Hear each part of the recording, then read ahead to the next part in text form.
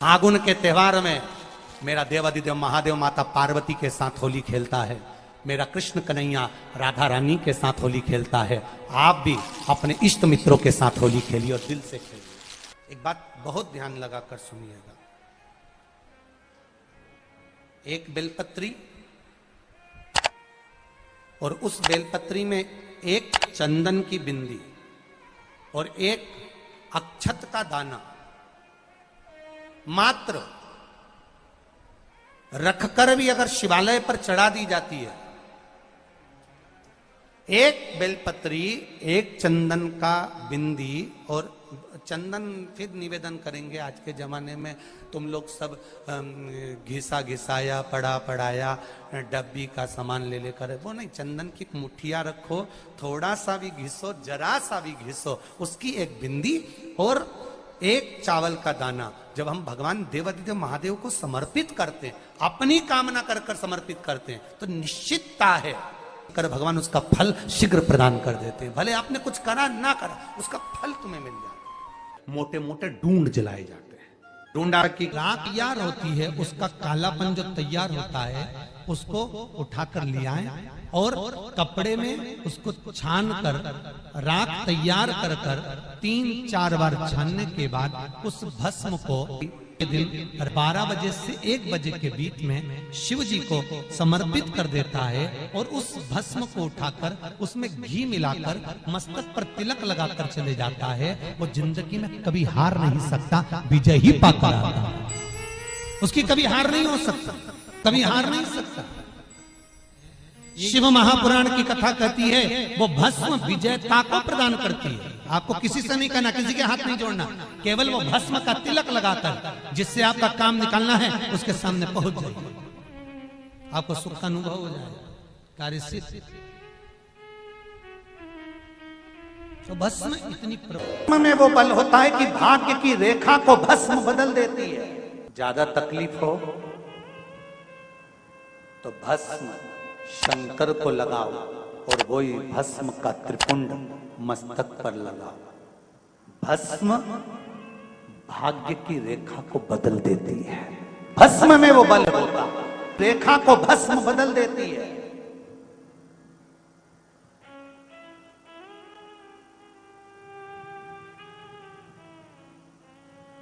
इसलिए मैं सबसे निवेदन करूंगा, कभी मौका लगे तो हम सूचना देंगे आपको, सीहोर की कथा में बोलेंगे, तो कभी मौका लगे तो एक बार महादेव की होली खेलने के लिए आप सीहोर, कभी मौका लगे, तुम ब्रज की होली तो बहुत खेले होगे, एक बार महादेव की होली खेलने सीहोर आओ। हमारा कुबेरेश्वर बाबा भी होली खेलता है, ऐसा रंग में रंगता है कि वो फिर रंग कभी छूटता ही नहीं। एक ही दिन करते हैं वहां, बस एक तो कभी अपने स्वभाव को नहीं बदलना। हम भी उसमें रहते हैं, पूरी होली में आपके साथ में गुलाल खेलने के, हम भी सामने तुम्हारे साथ साथ चलते, क्योंकि हम 5 महादेव के साथ होली खेलने के लिए उस दिन निकलते हैं। 5 महादेव, उस दिन हमारा नियम रहता है 5 महादेव के मंदिर जाना है, उनके साथ रंग खेल कर आना। 5 महादेव के साथ जो रंग खेला वो जिंदगी में पंचम इंद्री हो, चाहे वो कर्म इंद्री हो, चाहे वो ज्ञान इंद्री हो, चाहे वो मन रूपी इंद्री हो, ये सब भगवान के रंग में रंगी रहे। इसलिए हम 5 महादेव के साथ होली खेलने के लिए उस दिन निकलते हैं। हमारे कभी आपको मौका लगे तो आप अंदाजा लगाना, जो सीहोर के आसपास के हो या आसपास रहते हो, और छुट्टी मिल जाए तुम्हें होली के समय पर, तो उस समय पर स्मरण करना, जिस दिन होली जलती उस दिन नहीं, उसके दूसरे दिन भी नहीं, उसके तीसरे दिन शिव तत्व। सुबह हम जल्दी उस समय 9 बजे होली खेलने के लिए बाबा के साथ निकल गए। शिव तत्व, अहम से, अहंकार से दूर हो जाओ। दिवाली तुमको थोड़ा सा अभिमान सिखा सकती है, रक्षाबंधन तुमको थोड़ा सा अभिमान सिखा सकती है, मकर संक्रांति तुमको थोड़ा सा अभिमान सिखा सकती है। कई माताएं मकर संक्रांति पर सामान बांटती है, कोई कहेगी मैंने चलनी बांटी, कोई के मैं बाल्टी बांटी, कोई के मैं डब्बा बांटी, मैंने तो ये बांटा, मैंने तो थोड़ा सा अहंकार सिखा सकती है मकर संक्रांति भी। रक्षाबंधन भी तुमको अहंकार सिखा सकती है, मैंने तो देखो चांदी की राखी बांधी, मैंने सोने की राखी बांधी, मेरे बहन ने साड़ी दी, मेरे भाई ने ये दिया, मेरे भाई ने, वो भी अहंकार सिखा सकती है। दीपावली भी अहंकार सिखा सकती है कि मेरे पर्दे इतने के लगाए, सोफा सेट इतने का लिया, बेडशीट इतने के लिए, मैंने घर में रंगोली ऐसी डाली, मैंने गुजिया पपड़िया ऐसा बनाया, वो भी अहंकार सिखा सकती है। सारे त्योहार अभिमान सिखा सकते हैं, केवल एक होली ऐसी होती है जो अहंकार से भी सिखा सकती है। मालूम नहीं पड़ता व्यक्ति की शान क्या, सत्ता क्या, शोहरत क्या, कौन हो तुम, वो रंग में डूबे हुए हो। बस शिव तत्व वही कहता है, इस महादेव के रंग में एक बार अगर डूब गए तो फिर तुम उस रंग में रंगने के बाद दूसरा रंग तुम पर चढ़ता नहीं है। आ रही है निवेदन है, अगर किसी को कलर लगा रहे हो, रंग लगा रहे हो, या किसी को रंग में डुबो रहे हो, या किसी को रंग लगा रहे हो, तो हम जिसको रंग लगा रहे हैं इतना विचार जरूर करना कि इसके साथ जिंदगी में हम कभी अपना रंग बदलेंगे नहीं, इसको और गहरा करते चले। कलर लगाओ, खूब लगाओ, गुलाल लगाओ, खूब लगाओ, पर जिसको रंग लगा रहे हो उसमें एक प्रेम का रंग भी जोड़ो कि हम आखिरी तक ये रंग ना बदले, ये रंग ना बदले। समय बदलता रहेगा, जीवन बदलता रहेगा, पर आज के मनुष्य भी अपना रंग बदल। होली आ रही है, लगी नहीं रिया की होली जैसा है। दिवाली आती है तो लगता ही नहीं कि दिवाली जैसा है, राखी आती तो लगता ही नहीं राखी जैसा है। सारे त्योहार फीके हो गए गुरुजी। हमने कहा त्योहार फीके नहीं हुए, त्योहार का कलर फीका नहीं हुआ, त्योहार का रंग फीका नहीं हुआ है, बस त्योहार वही है, गुलाल वही है, मिठाई वही है, गुजिया पपड़िया वही है, खुरमे चकरी वही है, पपड़िया वही है, गुजिया वही है, इंसान वही है। बस बाजार में से जो रौनक समाप्त नहीं हुई है, रौनक आपके भीतर की समाप्त हो गई। आपके भीतर इतनी ईर्ष्या भराती गई, इतनी ईर्ष्या भराती गई, इतनी ईर्ष्या भराती गई कि वो ईर्ष्या के कारण, उस अहंकार के कारण, उस अहम के कारण तुम एक दूसरे से मिलना पसंद नहीं कर पाते। पहले के लोग कहते थे हमारे यहाँ जब होली होती थी इतने लोग आते थे, मिलने जाते थे, गुलाल लेकर जाते थे। आजकल तो कोई दिखता नहीं है। कारण केवल इतना सा है, तुम्हारा अहंकार, तुम्हारा ईगो, तुम्हारा अभिमान तुम्हें अपने घर से बाहर नहीं निकालता। तुम घर से बाहर नहीं निकलते अपने अहंकार के कारण, अपनी काया के कारण, अपनी अभिमतता के कारण। आप दूसरे से मिलना पसंद नहीं करते। जरा सा कोई ने कलर लगाया तुम्हें क्रोध आ गया, जरा सा किसी ने गुलाल लगाया तुम्हें गुस्सा आ गया, जरा सा कोई आया भाभी जी भैया जी करके गुलाल लगा गया, तुम न न न न न न न न न, कहां जाओ? इतने वीआईपी हो गए, इतने वीआईपी हो गए, इतने वीआईपी हो गए कि अपने त्योहारों से भी दूर हो गए। मेरा निवेदन है, होली का त्योहार आ रहा है, उस फागुन के त्योहार में मेरा देवाधिदेव महादेव माता पार्वती के साथ होली खेलता है, मेरा कृष्ण कन्हैया राधा रानी के साथ होली खेलता है। आप भी अपने इष्ट मित्रों के साथ होली खेलिए और दिल से खेलिए। अरे सीहोर में, सीहोर जिले में एक होली होती थी। उस होली का नाम हमने पिछली बार बदल दिया था। कौन सी होली कर दी थी? महादेव की होली। पिछली बार हमारे सीहोर जिले में हमेशा होती आई थी वो होली, थोड़ा उसका नाम हमने चेंज कर दिया था तो उसको महादेव की होली कर दिया था। मेरे सीहोर जिले के रहने वाले सभी रहवासियों से, जिले भर के निवासियों से निवेदन करना चाहूंगा, वो पुरानी होली को बंद कर महादेव की होली नाम दिया गया है। शिव मंदिर में जाना है, चंदन का जल शिव जी को 1 लोटा चढ़ाना। एक बात अपनी जिंदगी में उतार कर रखो, शंकर भगवान को घी का दिया भी लगाओ तो तुम्हारे घर में जो असली घी हो, थोड़ा सा भले 1 बत्ती लगाओ, भले इतनी सी बत्ती जलाओ, पर असली घी की जलाओ। शिव जी को अगर चंदन भी लगा रहे हो तो असली लगाओ। शंकर भगवान को चावल भी चढ़ा रहे हो तो असली चढ़ाओ। शंकर भगवान को अगर अष्टगंध भी चढ़ा रहे हो तो असली चढ़ाओ। केमिकल का कोई चीज मेरे महादेव को मत चढ़ाओ जिससे भगवान शिव की मूर्ति नष्ट हो। ऐसी कोई चीज मेरे महादेव को ना चढ़ाओ। अगर शंकर भगवान के साथ आप होली खेल रहे हो तो चंदन का पानी शंकर भगवान को चढ़ाइए, अष्टगंध का जल भगवान शिव को चढ़ाइए। तो करो तैयारी, आ रहा है त्रिपुंडधारी महादेव की होली। बड़े आनंद के साथ मेरा निवेदन, अपने शिवालयों में, शंकर जी के मंदिरों में, सीहोर जिले के प्रत्येक शिव मंदिर के अंदर चंदन का जल 1 लोटा अवश्य चढ़ाएं, महादेव की होली अवश्य मनाएं। और भाव के साथ 5 मंदिर हम भी जाएंगे, कोई जुलूस नहीं, कोई क्रम नहीं, बस बाबा को आराम से जल चढ़ाना ही एक नियम है और बाबा को जल चढ़ाएंगे। आप सब बड़े आनंद के साथ महादेव की होली का स्मरण करिए। महादेव की होली के दिन अष्टगंध चढ़ता है, चंदन चढ़ता है, अबीर चढ़ता है, गुलाल चढ़ता है, पर शिव पर रोली कुंकु नहीं चढ़ता। पर लिंगाष्टक के अंतर्गत कुमकुम चंदन लेपित लिंगम, या स्पष्ट किया कि कुंकु चंदन। तो महाराज जी फिर ये चरित्र का वर्णन, कुंकु तो यहाँ लिखा है कि कंकु चढ़े, तो बहुत ध्यान देना महाराज। शंकर भगवान के शिवलिंग पर आपको फिर निवेदन करूंगा, भगवान शंकर का ये शिवलिंग है, ठीक है, ध्यान देना। ये माता पार्वती का स्थान है, बीच में शोक सुंदरी, राइट लेफ्ट भगवान के पुत्र, ऊपर 5 कन्या। पूरे शिवलिंग पर आप सब कुछ समर्पित करो, पर कुंकु जब भी शंकर को चढ़ाओगे तो जो पार्वती का स्थान है वहीं पर आप चढ़ाए, पार्वती का स्थान। क्योंकि माता जगज्जननी जगदम्बा माता पार्वती ने शंकर से जो मांगा है, आपके शरीर पर रक्तांबर ना देना, ठीक है, आपके शरीर पर रक्तांबर ना देना महाराज।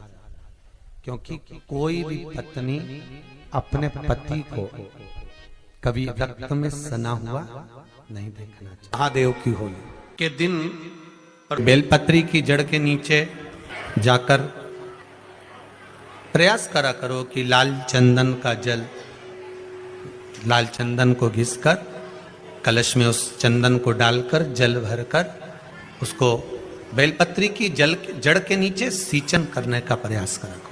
है कि धीरे धीरे कर कर वो दुख समाप्त होगा, वो दुख कटेगा ही। एक बहुत ध्यान देने वाली बात है कि अगर मान लो कि कहीं पैसा अटक गया है, नहीं आ रहा है, बहुत अथक प्रयास कर लिया, चंदन का जो जल होता है ये व्यक्ति के जीवन में जो धन कहीं रुक गया, अटक गया, नहीं दे रहा, बेलपत्री के वृक्ष के नीचे, जड़ के नीचे सींचन करने से वो प्राप्त होता है। अथर्ववेद में वर्णन किया गया कि पीपल के वृक्ष की जो जड़ होती है, बेलपत्री के वृक्ष की जो जड़ होती है और आंवले के वृक्ष की जो जड़ होती है, इसके नीचे स्वर्ग का निवास होता है। किसका निवास है? स्वर्ग का निवास। जहां पर ये वृक्ष होता है और उस वृक्ष के नीचे बैठकर हम जब किस जल का सींचन कर रहे हैं, जैसे अभी आपको कहा था कि जल में अगर लाल चंदन मिला हो और आप बेलपत्री के जड़ में सींचन कर रहे हैं तो लक्ष्मी की आवक बढ़ेगी। कहीं पैसा अपना अटक गया, नहीं आ रहा, आएगा। पीपल की जड़ में इत्र का जल, पीपल की जो जड़ होती है उसमें इत्र का पानी, थोड़ा सा जल, उसमें थोड़ा सा इत्र का भाग हो महाराज, और आप भगवान पीपल देव, पिपलेश्वर महादेव का स्मरण कर कर पीपल की जड़ में अगर जल चढ़ा रहे हैं और मान लो शरीर में कोई कष्ट हो गया है, शरीर में कोई रोग हो गया है, कोई मालूम पड़े ये हाथ 4 दिन से दुख रहा है या 4 दिन से ये नस दब गई है या ये कमर दब रही है, तो आप 2-4 दिन कर देखो। कलश के अंदर जल, जल में इत्र का थोड़ा सा भाग, पीपल की जड़ के नीचे आप उसका सिंचन करिए पिपलेश्वर महादेव के नाम से। उस जल को थोड़ा सा भाग लेकर आ जाओ उसी में से जो चढ़ाया है, और उस स्थान पर जहां कष्ट है उसको लगाना प्रारंभ करिए। 2 दिन 3 दिन कर कर देखो। प्रैक्टिकल करने में क्या जाता है, सियोर वाला महाराज झूठ बोल रहा हो तो। कभी कभी अगर ऐसा लगे जीवन में कि दुख बहुत ज्यादा आ गया है, बहुत तकलीफ आ गई है, तो लाल चंदन को घिसकर उस लाल चंदन का लेपन भगवान शंकर पर कर कर फिर पानी चढ़ाओ। अगर कोई संकट भारी है और निकट रहा, जैसे किसी नारी का गर्भ नहीं ठहर रहा, 15 साल हो गए, 20 साल हो गए, 25 साल, जैसे इसने लिखा एक माता ने कि 18 साल की बेटी हो गई थी पर संतान में पुत्र नहीं, तो उसने भाव से कथा सुनी। ऐसे आपके भीतर अगर 20 साल हो गए, 25 साल हो गए, 30 साल हो गए, संतान का सुख ही नहीं है, लाल चंदन का लेपन बाबा भोलेनाथ पर करना प्रारंभ करो। पीठिका पर लाल चंदन का लेपन करना प्रारंभ करो। लाल चंदन से बाबा का श्रृंगार करना प्रारंभ करो। एक बेलपत्री पर लाल चंदन, दोनों पत्ती नीचे वाली, जो नीचे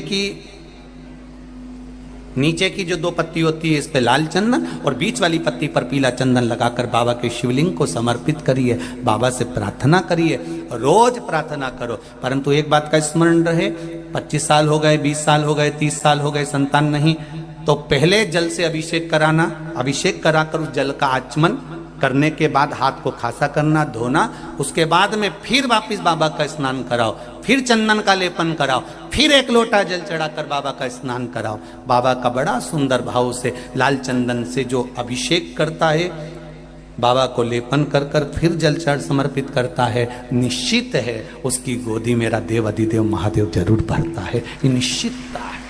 हम तो बेटियों से भी कहते हैं, जिसका विवाह नहीं हो रहा हो, 25 साल, 30 साल, 27 साल, 28 साल, 32 साल, 40 साल हो गए हो, नहीं हो रहा हो बेटा बेटी का विवाह, उसे लाल चंदन का प्रयोग अशोक सुंदरी वाली जगह पर 7 बिंदी लाल चंदन की लगाकर 7 बेलपत्र 7 बिंदी पर रखिए, और महाराज अपनी कामना कर कर भगवान से आइए। बाबा देगा, करेगा, 3-4 महीने में विवाह पक्का करेगा। ये लाल चंदन की महत्वता है। शिव तत्व। रोग बढ़ गया, बेलपत्री के वृक्ष के नीचे दीप लगाना प्रारंभ करो। बाबा से विनती कर कर घी का दिया लगाइए बेलपत्र वृक्ष के नीचे, बाबा से निवेदन करिए, रोग निवारण होगा।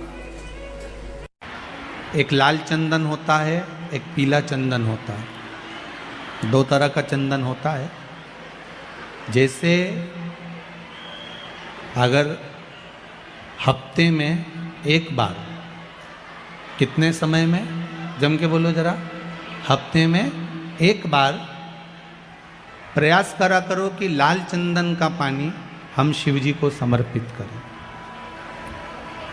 और लाल चंदन का पानी अगर शंकर जी को समर्पित कर रहे हो तो शिव मंदिर में चढ़ाने के बाद में थोड़ा सा पानी बचा हुआ किसी बेलपत्री के वृक्ष के नीचे समर्पित करो। किसी भी बेलपत्र के वृक्ष के नीचे लाल चंदन का पानी थोड़ा समर्पित करें। जैसे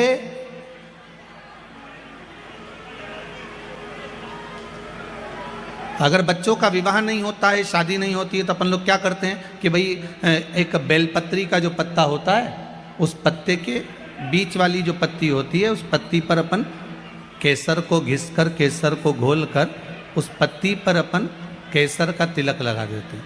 और केसर का तिलक लगाकर जिसका विवाह नहीं होता, उसकी ये बीच वाली उंगली पर ये बीच वाली पत्ती को अंगूठे से टच कर कर उसको रख देते हैं।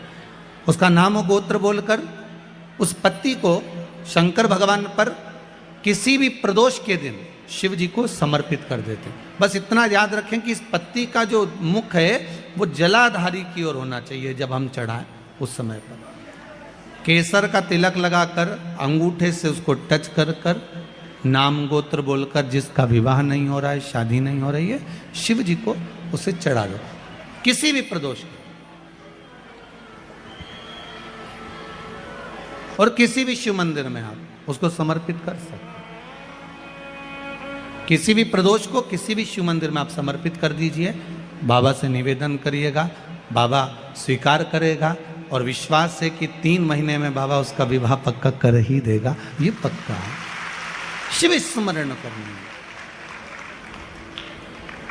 भगवान देवाधिदेव महादेव की कथा कह रही है शंकर का चरित्र कर रहा है, मेरे शिव का अनुमोदन कर रहा है कि शिव महापुराण विश्वास को जागृत करती है।